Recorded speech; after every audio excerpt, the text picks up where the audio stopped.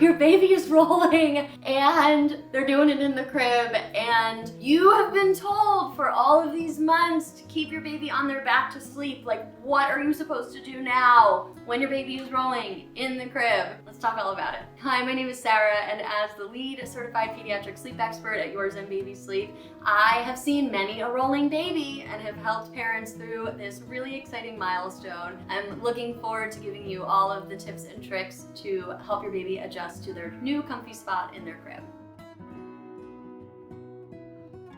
Your baby is probably rolling if they are somewhere between 4 to 6 months, and keep in mind that every baby hits this developed milestone at a different age. It is important to remember that as soon as your baby starts to show signs of rolling, we need to drop all swaddles if we are using them, and we cannot use any transitional swaddles such as the Magic Merlin. The reason why your sleep might be affected by your baby rolling is because they want to practice it literally all night long. So you may find them waking up in the middle of the night and practicing the skill, or possibly not realizing that they were practicing it in their sleep, waking up when they're on their belly, and then being really upset that this is where they are sleeping, because guess what? They've been sleeping on their backs for the greater half of the last 4 to 6 months. As a parent, you might feel a little confused or just a mix of emotions, because the Back to Sleep campaign is something that is so important for our little one's safety, and also something that kind of induces a little bit of panic in us, right? We want to make sure that our kids are in the safest sleep environment possible,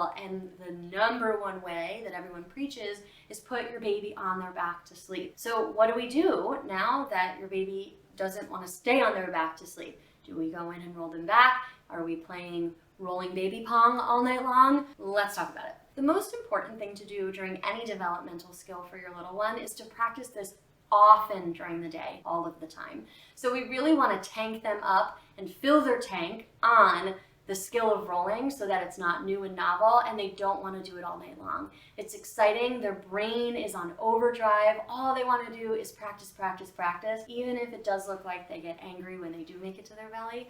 And the best way to manage it during the daytime is to offer them lots of tummy time. When you're offering them tummy time, not only practicing the skill of rolling from their back to their belly, but help them practice the skill of rolling from their belly to their back as well. Because when we are able to master both skills, then we can be really confident that they know how to do it on their own and don't need us to intervene during the day or the nighttime. However, the question remains is, what do we do at nighttime when our child has figured out how to roll? According to the American Academy of Pediatrics, we are able to leave our babies on their belly if they have gained the skill of rolling back to belly and belly to back. I strongly suggest giving a call to your pediatrician. You don't need to have an in-office visit, or it's something that you can talk about at their 4-month checkup, but normally just the nurse's line is fine.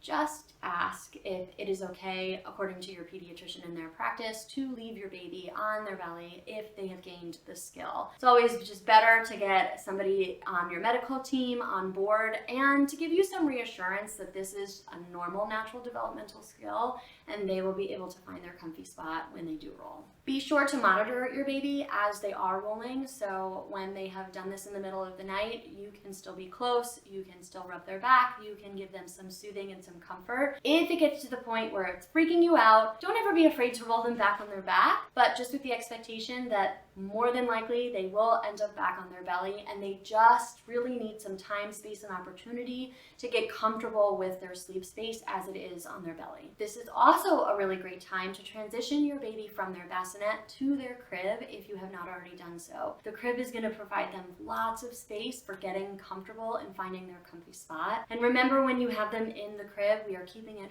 free and clear of any types of pillows, blankets, stuffed animals, etc. So that when they do roll, we know that they're going to be rolling into a safe place where there will be no risk of suffocation, and they will just sleep better. So many children just figure out how to sleep so much better when they're putting that pressure on their belly, which is part of our nervous system, and it helps to calm them down. And you're going to see that you might actually get longer stretches of sleep if you haven't experienced that yet.